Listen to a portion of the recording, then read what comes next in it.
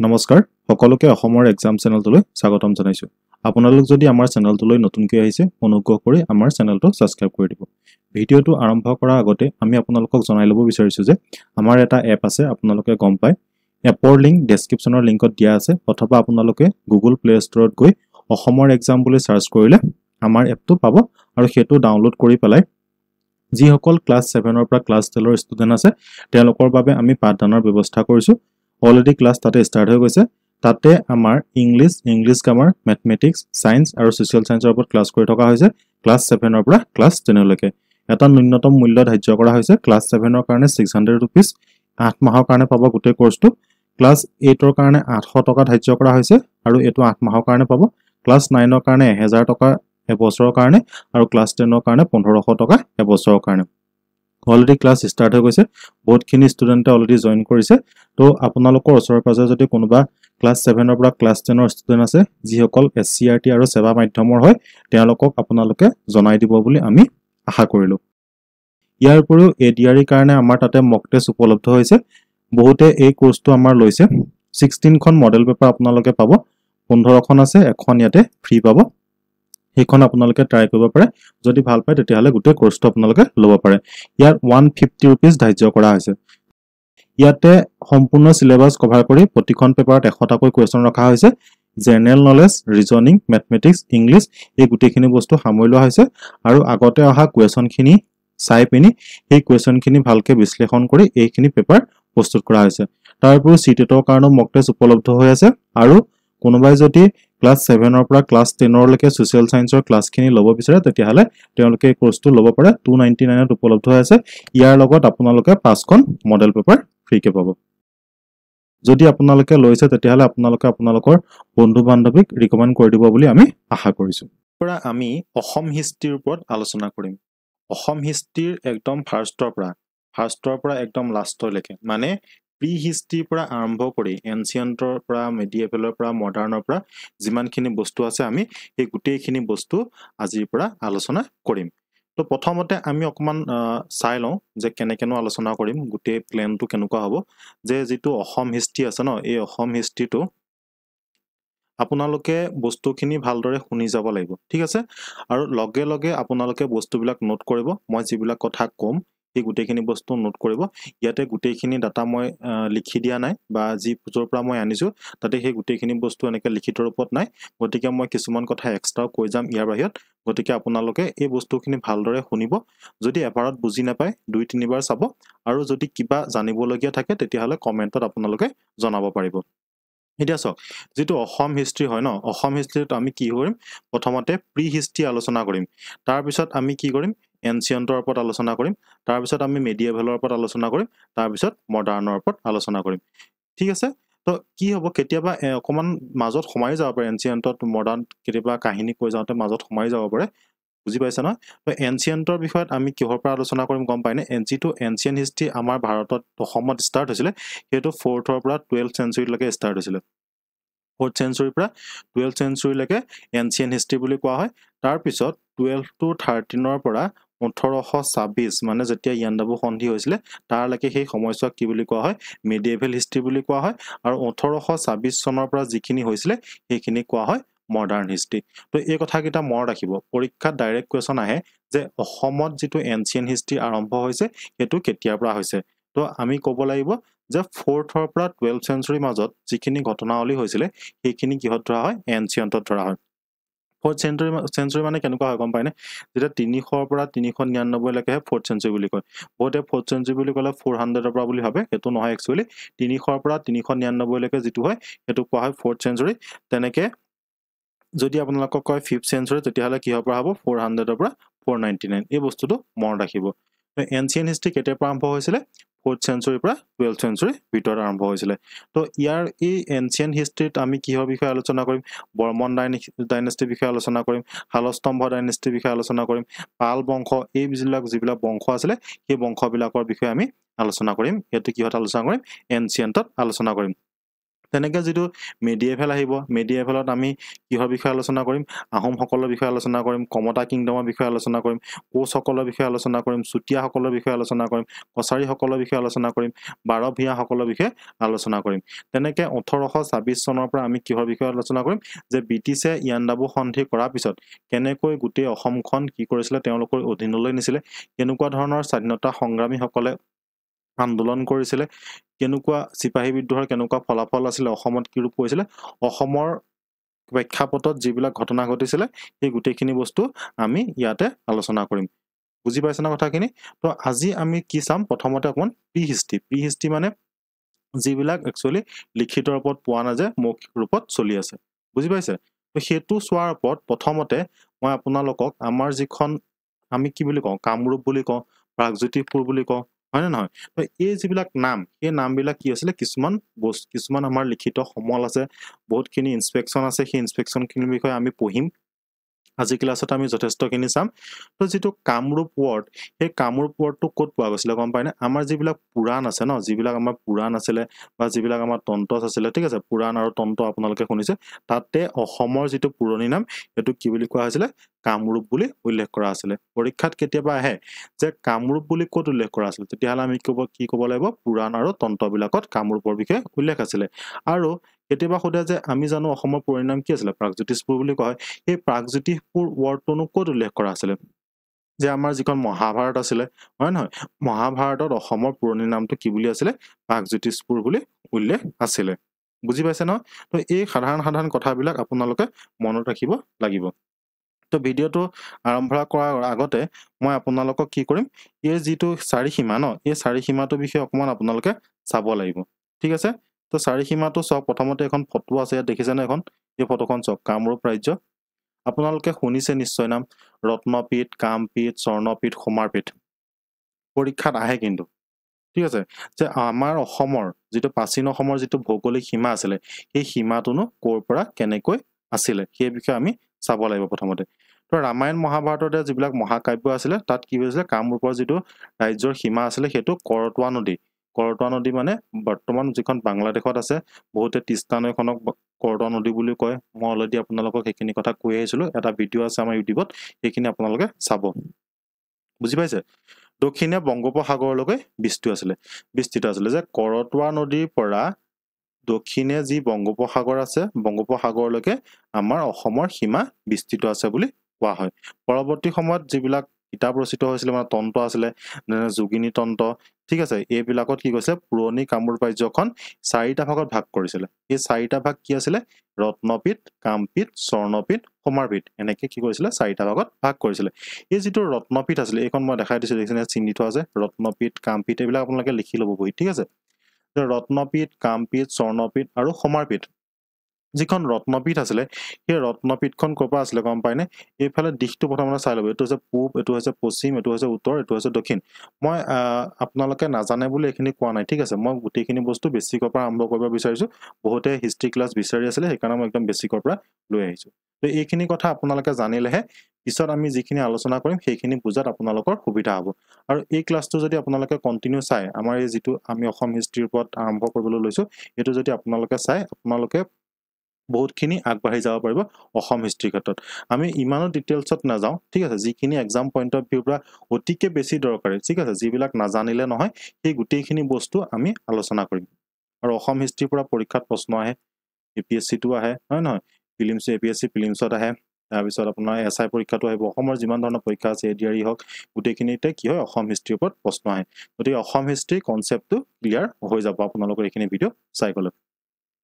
তো ৰত্নপীঠ চাওক, ৰত্নপীঠখনৰ যিটো চাৰিসীমা আছিলে, সেইটো ক'ৰ পৰা আছিলে? যে পূব বংগৰ পৰা যিখন সোণকোষ নদী আছিলে, সেই সোণকোষ নদীখনলৈকে কি আছিলে? ৰত্নপীঠ বুলি কোৱা হয়। এই যিটো এৰিয়া আছিলে ন, এই এৰিয়াটো কি বুলি কৈছে? ৰত্নপীঠ বুলি কৈছে। তেনেকৈ যিটো কামপীঠ আছিলে, সেই কামপীঠটো আছিলে সোণকোষ নদীৰ পৰা যিখন ৰূপহী নদী আছে, এই ৰূপহী নদীলৈকে আছিলে কামপীঠ। তেনেকৈ যিখন স্বৰ্ণপীঠ আছিলে, সেই স্বৰ্ণপীঠখন আছিলে ৰূপহী নদীৰ পৰা ভৰলী নদীলৈকে। ৰূপহী নদীৰ পৰা ভৰলী নদীলৈকে স্বৰ্ণপীঠখন আছিলে। আৰু ভৰলী নদীৰ পৰা দিকৰাইলৈ যিখন আছিলে, সেইখনক কোৱা হয় সমাৰপীঠ। এইটো আছিলে অসমৰ যিটো ভৌগোলিক চাৰিসীমা। আগতে যিটো ভৌগোলিক চাৰিসীমা আছিলে, সেই ভৌগোলিক চাৰিসীমাটো এইটো আছিলে। বুজি পালে ন তো এতিয়া আমি ফাৰ্ষ্টৰ পৰা বস্তুখিনি আলোচনা কৰিবলৈ চেষ্টা কৰিম তো এটো চক প্ৰাচীন কামৰূপ ৰাজ্য ভাৰতীয় সভ্যতা সংস্কৃতিৰ অন্যতম প্ৰাণকেন্দ্ৰ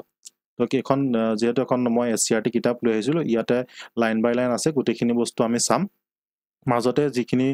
জানিবলগীয়া কথা থাকে সেইখিনি মই কৈ যাম আপোনালোকক তো এতিয়া চক কামৰূপৰ কথা কৈছে কামৰূপক আমি আগতে কি বুলি কৈছিলো প্ৰাগজ্যোতিপুৰ বুলি কৈছিলো হয় ন অসমৰ পুৰণি নাম প্ৰাগজ্যোতিপুৰ বুলি কৈছিলে তো প্ৰাগজ্যোতিষৰ যিটো ৰাজধানী আছিলে সেয়া আছিলে কি প্ৰাগজ্যোতিষপুৰ অসমৰ পুৰণি নাম আছিলে প্ৰাগজ্যোতিষ আৰু এই প্ৰাগজ্যোতিষৰ যিটো ৰাজধানী আছিলে তাক কি বুলি কোৱা হয় প্ৰাগজ্যোতিপুৰ বুলি কোৱা হয় আৰু প্ৰাগ শব্দৰ মানে হৈছে পূব আৰু জ্যোতিষ শব্দৰ অৰ্থ হৈছিলে গ্ৰহ নক্ষত্ৰৰ অৱস্থান সম্পৰ্কে অধ্যয়ন বুজি পাইছেনে যে জ্যোতিষ শব্দৰ অৰ্থ কি জ্যোতিষ শব্দৰ অৰ্থ আছিলে গ্ৰহ নক্ষত্ৰৰ অৱস্থান সম্পৰ্কে যি অধ্যয়ন কৰা আছিলে তাকে কি বুলি কোৱা হৈছিলে জ্যোতিষ প্ৰাগ মানে কি পূব যে পূবৰ জ্যোতিষবিদ্যাৰ যিটো কেন্দ্ৰ আছিলে সেইটোকে কি বুলি কোৱা হৈছিলে প্ৰাগজ্যোতিষ বুলি কোৱা হৈছিলে তো ইয়াৰ প্ৰমাণস্বৰূপে আমি কিহৰ কথা ক'ব পাৰোঁ গুৱাহাটীৰ যিটো নৱগ্ৰহ মন্দিৰ আপোনালোকে দেখিছে পৰীক্ষাত আহে যে নৱগ্ৰহ মন্দিৰটো ক'ত অৱস্থিত কোনটো পাহাৰত অৱস্থিত তেনেকৈ কিন্তু পৰীক্ষাত আহে এই নৱগ্ৰহ মন্দিৰটোৱে কি হৈছিলে বহুতখিনি জ্যোতিষ চৰ্চা কৰা হৈছিল এই নৱগ্ৰহ মন্দিৰটো আছিলে গুৱাহাটীৰ চিত্ৰাচল পাহাৰৰ ওপৰত বুজি পাইছে গুৱাহাটী চিত্ৰাচল পৰ্বতৰ ওপৰত নৱগ্ৰহ যিটো মন্দিৰ আছিলে এই নৱগ্ৰহ মন্দিৰটো ক'ত আছে গুৱাহাটীৰ চিত্ৰাচল পৰ্বতৰ ওপৰত আছে আৰু ইয়াৰ ওপৰত কুৱেশ্যন কিন্তু আহে ডাইৰেক্ট কুৱেশ্যন আহে যে নৱগ্ৰহ মন্দিৰটো কোনটো পাহাৰত অৱস্থিত তেনেকে বহুত কেইটা মন্দিৰ আছে সেই মন্দিৰখিনিৰ বিষয়ে আমি পঢ়িম আপোনালোকে কামাখ্যা মন্দিৰ ক'ত আছে জানে কামাখ্যা মন্দিৰ দেখিছে কামাখ্যা মন্দিৰ আছে নীলাচল পাহাৰৰ ওপৰত উমানন্দ বিষয়ে পঢ়িম ঠিক আছে পুৱামক্কা গৰুড়াচল পাহাৰ এই গোটেইখিনি বিষয়ে আমি এই অসম হিষ্ট্ৰী পাৰ্টতে ভালকৈ আলোচনা কৰি আপোনালোকৰ সম্পূৰ্ণ যাৰ যদি কিবা খেলমিল থাকে গোটেইখিনি বস্তু ইয়াতে ক্লিয়াৰ হৈ যাব যদি কিবা ভুল দেখে আমাৰ তেতিয়াহ'লে আপোনালোকে কমেণ্টত জনাব আমি তাক শুধৰাই দিবলৈ চেষ্টা কৰিম বুজি পাইছে তো নৱগ্ৰহ মন্দিৰতে কি হৈছিলে পুৰণা যিবিলাক বৌদ্ধ শাস্ত্ৰ তন্ত্ৰপুথি গুপ্ত যুগৰ এলাহাবাদৰ প্ৰশস্তি এইবিলাক কি হৈছে একোটা উদাহৰণ হৈছে এই উদাহৰণসমূহৰ পৰা আমি প্ৰাচীন যুগৰ প্ৰাচীন অসমৰ কি হয় যিবিলাক আমাৰ ঘটনাৱলী হৈছিলে সেই ঘটনাৱলীবিলাকৰ বিষয়ে আমি জানিবলৈ পাওঁ যে সোৰ্স হিচাপে আমাৰ হাততনো সোৰ্স কি আছে এই যে আমি যিবিলাক কাহিনী আজি শুনিছো সেইবিলাকৰ সোৰ্সবিলাক হৈছে যে মহাভাৰতত কিছুমান কথা লিখা আছে ৰামায়ণত কিছুমান কথা লিখা আছে বিষ্ণু পুৰাণত কিছুমান কথা লিখা আছিলে কালিকা পুৰাণত লিখা আছিলে তেনেকে আমাৰ যোগিনী তন্ত্ৰ আছিলে এই যিবিলাক কিতাপ আছে এই কিতাপবিলাকৰ পৰা আমি প্ৰাচীন অসমৰ বিষয়ে আমি জানিবলৈ পাওঁ বা আমি শিকিবলৈ পাওঁ ঠিক আছে তো আমি তাৰ আগতে আৰু এটা বস্তু চাম যে কামৰূপ এই কামৰূপ নামটোনো কিয় আহিলে বেলেগতো নাম দিব পাৰিলে হয় যে কামৰূপ নামটোনো কিয় আহিলে তাৰ উৎপত্তিৰ বিষয়ে আমি চাব লাগিব বহুত মানুহে কয় যে বহুত লোকে কয় ঠিক আছে বহুত পণ্ডিতেও কয় যে হিন্দু ধৰ্মাৱলম্বী লোকসকলৰ ইষ্ট দেৱতা কি হয় শিৱ তেতিয়া আছিলে ঘোৰ তপস্যাত মগ্ন হৈ আছিলে আৰু প্ৰেমৰ দেৱতাক কোন বুলি কোৱা হয় কামদেৱে নাৰীৰ বেশে আহি মহাদেৱৰ তপস্যা ভংগ কৰিছিল আৰু মহাদেৱ ক্ৰোধান্বিত হৈ কামদেৱক ভস্ম কৰি পেলাইছিলে আৰু কামদেৱ যেতিয়া ভস্ম হৈছিলে তেতিয়া কামদেৱৰ পত্নী আছিলে ৰতি দেৱী আৰু ৰতি দেৱীৰ অনুৰোধ মৰ্মে কি কৰিলে মহাদেৱে কামদেৱক পুনৰ যিটো তেখেতৰ ৰূপ আছিলে পূৰ্বৰ ৰূপটো ঘূৰাই দিছিলে কামদেৱে যিটো জেগাত নতুন ৰূপ পাইছিলে সেইকাৰণে যিটো জেগাত তেখেতৰ যিটো পুৰণা ৰূপ আছিলে সেই ৰূপটো ঘূৰাই পোৱাৰ কাৰণে কি বুলি কোৱা হয় সেই জেগাখনৰ নামটো কামৰূপ হোৱা বুলি বহুতো লোকে কয় ইয়াৰ ভিতৰতো হয়তো বহুতখিনি কাহিনী থাকিব পাৰে গতিকে সেইখিনি বিষয়ে আমাৰ ইমান জনাৰ দৰকাৰ নাই যেহেতু এইবিলাকৰ ওপৰত ইমান কুৱেশ্যন নাহে জানিব লাগে সেইকাৰণে আমি আপোনালোকক জনাই দিছো বুজি পাইছ ন কথাখিনি এইখিনি কথা আমি জানিব লাগিব তাৰপিছত প্ৰি হিষ্ট্ৰী এতিয়া আমি প্ৰি হিষ্ট্ৰীৰ ওপৰত আলোচনা কৰিম আপোনালোকে মহিৰংগ দানৱৰ নাম শুনিছে পৰীক্ষাত কেতিয়াবা কুৱেশ্যন আহে যে অসমৰ প্ৰাচীন ৰজাজনৰ নাম কি বুলি আহে কেতিয়াবা পৰীক্ষাত এনেকৈ আহে যে হিষ্ট্ৰী মতে প্ৰাচীন যিজন আমাৰ ৰজা আছিলে অসমৰ প্ৰথম ৰজা আছিল তেখেতৰ নাম কি তেনেকুৱা আহে বুজি পাইছে তো যদি পৰীক্ষাত ডাইৰেক্ট আহে যে প্ৰাগজ্যোতিষৰ প্ৰথম ৰজাজনৰ নাম কি আছিলে ডাইৰেক্ট যদি আহে তেতিয়াহ'লে আমি তাৰ নাম ক'ব লাগিব মহিৰংগ দানৱৰ নাম ক'ব লাগিব ঠিক আছে এইখিনি বস্তু ইয়াতে লিখা নাই সেইকাৰণে মই আপোনালোকক কৈছিলো প্ৰথমতে যে আপোনালোকক মই যিখিনি ক'ম সেইখিনি বস্তু আপোনালোকে কি কৰিব নোট কৰি যাব তেতিয়া আপোনালোকৰ কাৰণে সুবিধা হ'ব ঠিক আছে তো প্ৰথম যিটো বংশ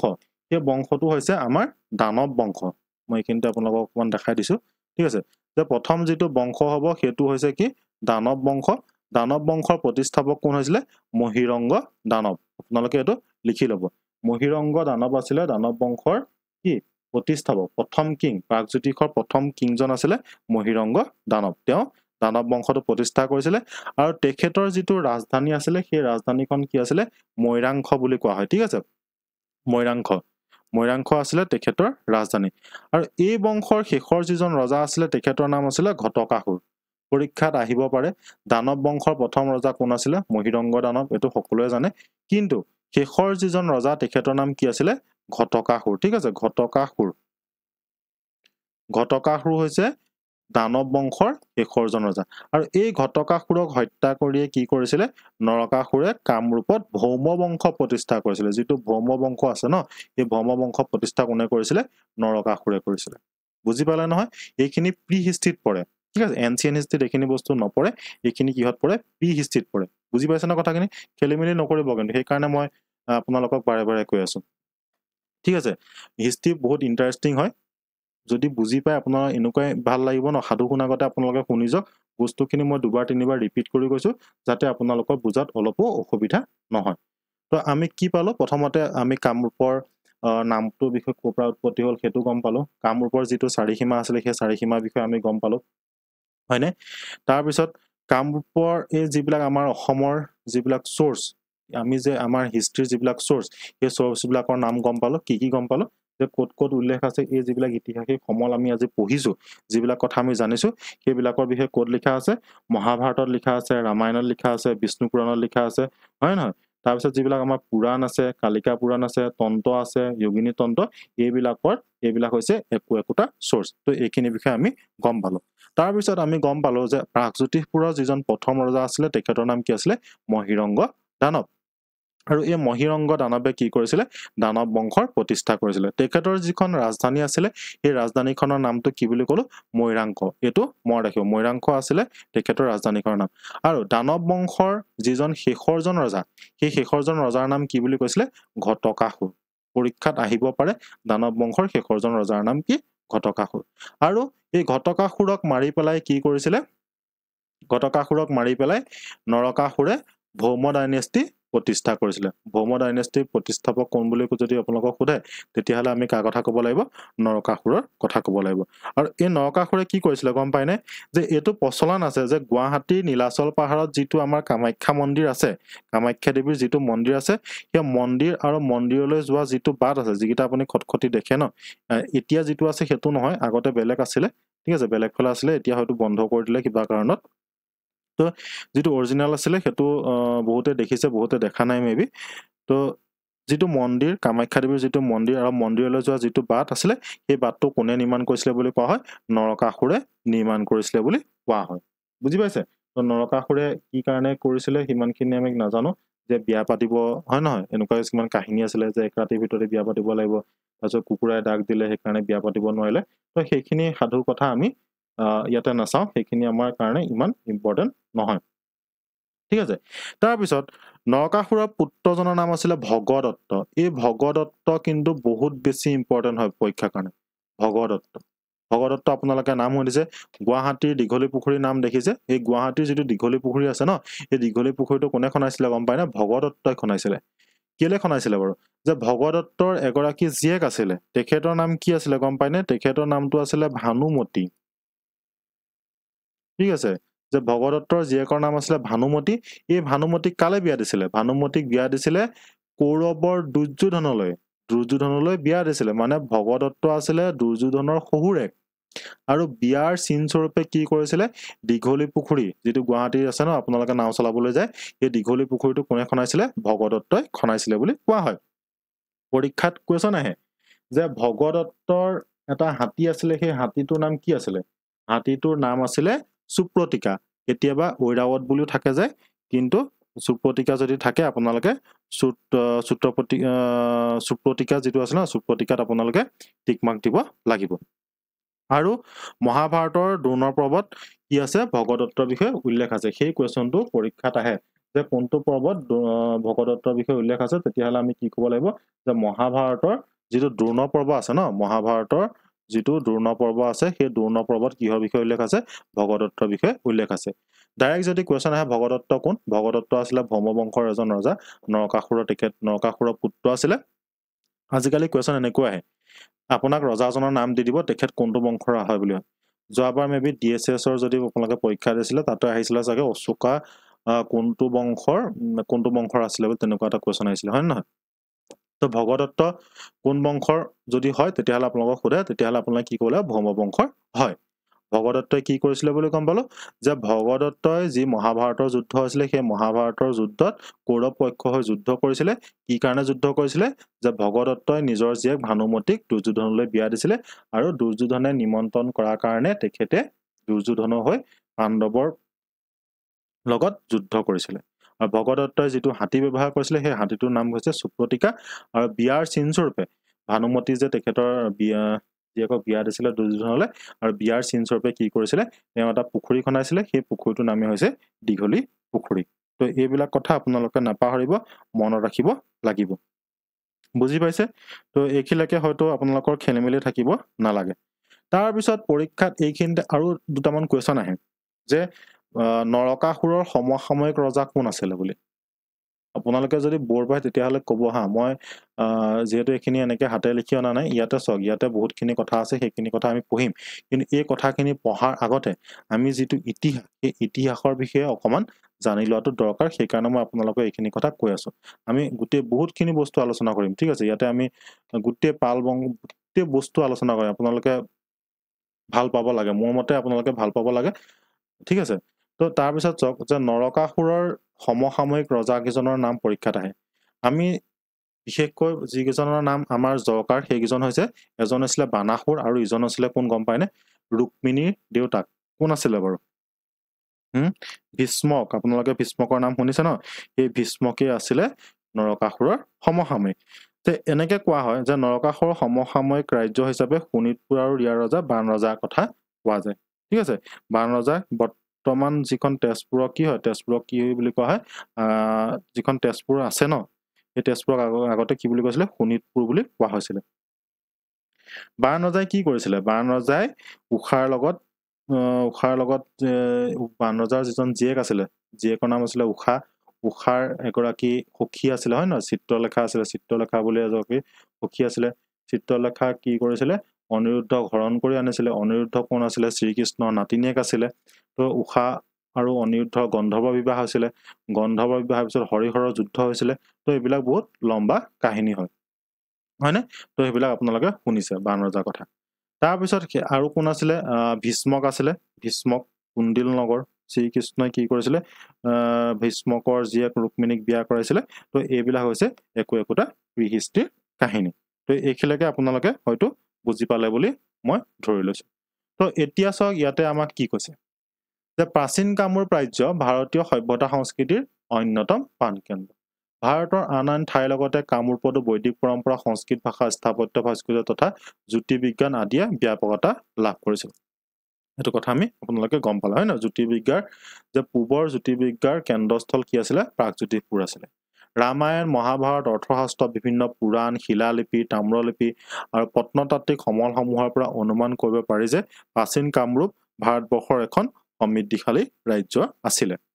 খ্ৰীষ্টীয় 10ম শতিকাত ৰচিত কালিকা পুৰাণত কামৰূপ ৰাজ্য কৰতোৱা নৈ পূবে আছিল বুলি উল্লেখ কৰি কৈছে যে ৰাজ্যখনৰ দৈৰ্ঘ্য 100 যোজন 450 মাইল আৰু প্ৰস্থ 30 যোজন 135 মাইল আৰু ইয়াৰ আকৃতি ত্ৰিকোণাকাৰ আছিল এইবিলাক ইমান মনত ৰাখিব নালাগে আকৃতি কিমান আছিলে কিমান মাইল দীঘল আছিলে কিমান মাইল চুটি আছিলে জাস্ট আপোনালোকৰ যেটো কৌতূহল থাকে ন যে জানিবৰ কাৰণে মন যায় তো জানিবৰ কাৰণে আপোনালোকে এইখিনি বস্তু চাওক যেটো বস্তু বেছি ইম্পৰ্টেন্ট হয় সেইটো বস্তু কথা মই আপোনালোকক জনাই দিম বুজি পাইছে প্ৰাচীন কামৰূপৰ কেন্দ্ৰত অৱস্থিত আছিল কামাখ্যা দেৱীৰ মন্দিৰ 16শ শতিকাৰ ৰচনা কৰা যোগিনী তন্ত্ৰ মতে কামৰূপ ৰাজ্যৰ উত্তৰে আছিল কাঞ্চনজংঘা পৰ্বতটো ক'ত আছে আপোনালোকে কমেন্টত জনাব লাগিব ঠিক আছে তো দক্ষিণে ব্ৰহ্মপুত্ৰ আৰু লাক্ষ্য বাংলাদেশক লাক্ষ্য বুলি কৈছিলে নদীৰ সংগমস্থলী পশ্চিমে কৰতোৱা নদী আৰু পূবে দিক্কৰ বাসিনী দিকৰাই নদী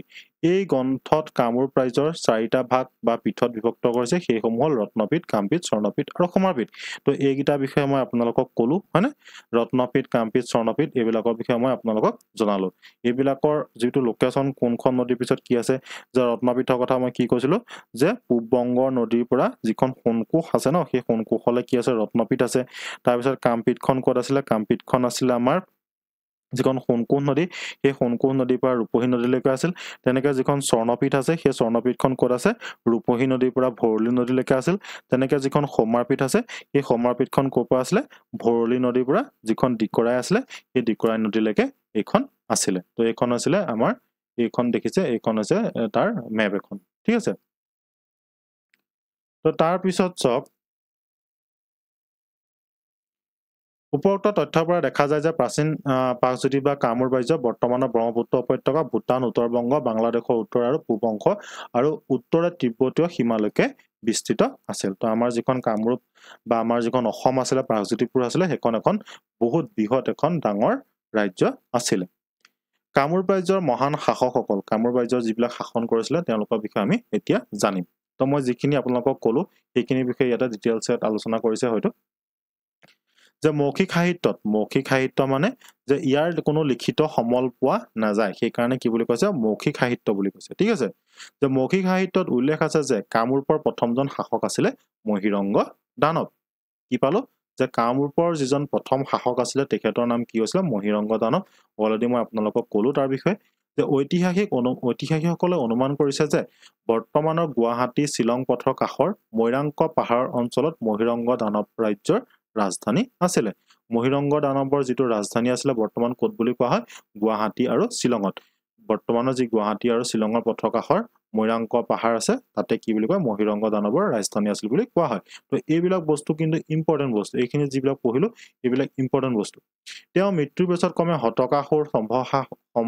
সম্বৰাসুৰ ৰত্নাসুৰ ঘটকাসুৰ কামৰূপৰ ৰজা আছিল এইবিলাকৰ নামবিলাক কেতিয়াবা আপোনালোকক সজাবলৈ দিব আহে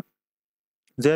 যিবিলাক প্ৰাচীন শাসক আছিলে সেই শাসকবিলাকৰ যিবিলাক নাম আছিলে ঠিক আছে সেই নামবিলাক প্ৰথমৰ পৰা লাষ্টলৈকে যেনেকৈ আছে সেই নামবিলাক আপোনালোকে চাব লাগিব প্ৰথমতে কোনজন হৈছিলে তাৰ পিছত কোন হৈছিলে তেনেকৈ পৰীক্ষাত কিন্তু সজাবলৈ দিব আহে বহুতবাৰ আহিছে পৰীক্ষাত এইবিলাক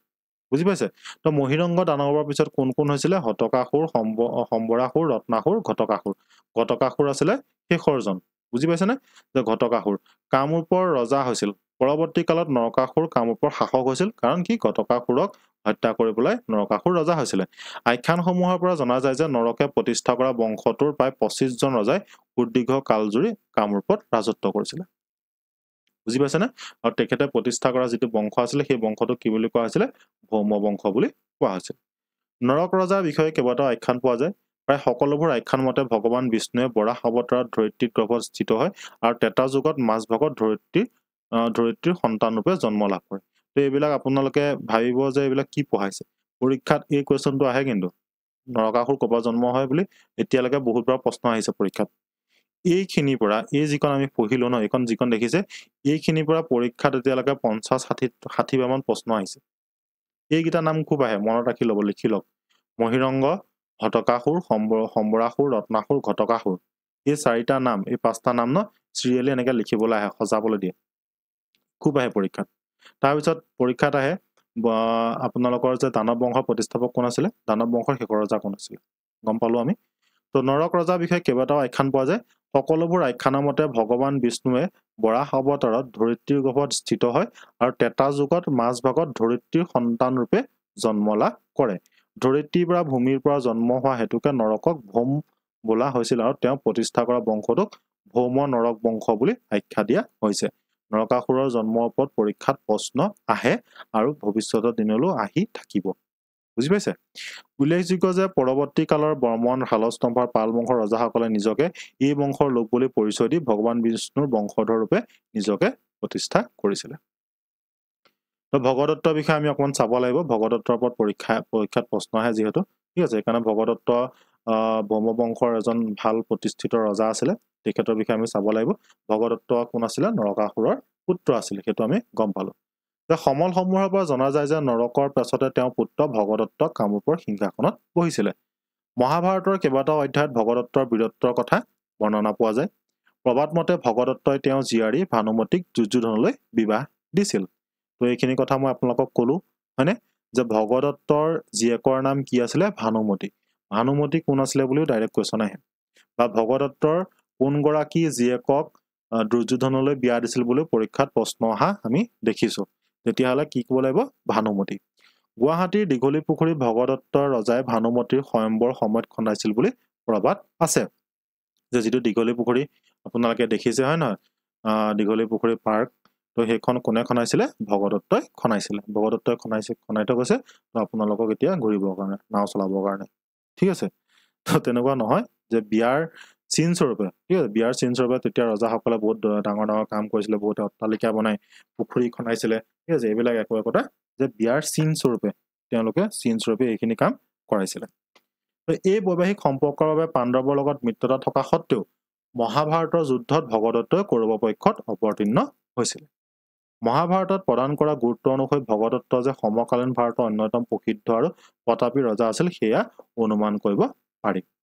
ভগদত্তৰ পৰৱৰ্তী কালত কেইবাজনো গুৰুত্বপূৰ্ণ ৰজাই কামৰূপৰ ৰাজত্ব কৰিছিল ইয়াৰ ভিতৰত বজদত্ত বান ৰজা আৰু ভীষ্মক ৰজাই প্ৰসিদ্ধ লাভ কৰিছিল এই যিজন বান ৰজা আছিলে তেখেত নৰকাসুৰৰ সমসাময়িক বুলিও কোৱা হয় তো এইখন হৈছে প্ৰাচীন কামৰূপৰ মানচিত্ৰ আপোনালোকক মই অলৰেডি মানচিত্ৰখন দেখালো হয় নে নহয় এইখন আপোনালোকে চাই ল'ব স্ক্ৰীনশ্বট মাৰিব এইবিলাক পঢ়িব লাগিব এইবিলাক তাৰপিছত চাওক এতিয়া আমি কিহৰ বিষয়ে পঢ়িম বৰ্মন বংশৰ বিষয়ে পঢ়িম ঠিক আছে যে আমি কিহৰ কথা গম পালো এতিয়ালৈকে ভ্ৰমবংশ পঢ়িলো হয় নহয় তাৰপিছতে যে প্ৰথমটো এইবিলাকৰ বিষয়ে ইতিহাসত সমল পোৱা যায় আৰু ইয়াৰ পৰাই বৰ্মন বংশৰ পৰাই যিটো এনচিয়েন্ট হিষ্ট্ৰী আমাৰ আৰম্ভ হৈছিলে বুলি কোৱা যায় বুজি পাইছে বৰ্মন বংশৰ পৰা আমাৰ এনচিয়েন্ট যিটো হিষ্ট্ৰী প্ৰথমতে আমি কৈছিলো ন 4th চেঞ্চুৰী মই প্ৰথমতে আপোনাক কৈছিলো 4th চেঞ্চুৰী বা 12th চেঞ্চুৰীলৈকে কি হয় আমাৰ যিটো এনচিয়েন্ট হিষ্ট্ৰী ঠিক আছে এই এনচিয়েন্ট হিষ্ট্ৰীটো আমাৰ আৰম্ভ হৈ গৈছে বুজি পাইছে একেলগে কিবা খেলিমেলি আছে নেকি একেলগে নে আজি এইখিনি নপঢ়ো একেদিনাখনি পঢ়িলে হয়তো আপোনালোকৰ খেলিমেলি লাগিব পাৰে ঠিক আছে তো বৰ্মন বংশৰ যিটো ক্লাছ হয় আমি সেইটো নেক্সট ক্লাছত আলোচনা কৰিম ঠিক আছে তো ইমানখিনি সময় আপোনালোকে আমাক দিয়াৰ বাবে আপোনালোকলৈ ধন্যবাদ জনালো আপোনালোকে ক্লাছটো কেনেকুৱা পাইছে মোক জনাব যদি ভাল পায় তেতিয়াহে মই ক্লাছটো কন্টিনিউ কৰিম আৰু আপোনালোকক মই অনুগ্ৰহ কৰিম যে আপোনালোকে আমাৰ চেনেলটো শ্বেয়াৰ কৰি দিয়ে কাৰণ শ্বেয়াৰ কৰি দিলেহে এনেকুৱা ধৰণৰ ক্লাছবিলাক আপোনালোকৰ কাৰণে আনিবলৈ মন যায় এইবিলাক ক্লাছ আনিবৰ কাৰণে যথেষ্ট কষ্টও কৰিবলগা হয় বহুতো অধ্যয়নো কৰিবলগা হয় প্ৰতিটো ডাটা আপোনালোকক দিবলৈ মই চেষ্টা কৰিছো গতিকে আপোনালোকে চেনেলটো শ্বেয়াৰ কৰি দিব বুলি মই আশা কৰিলো ধন্যবাদ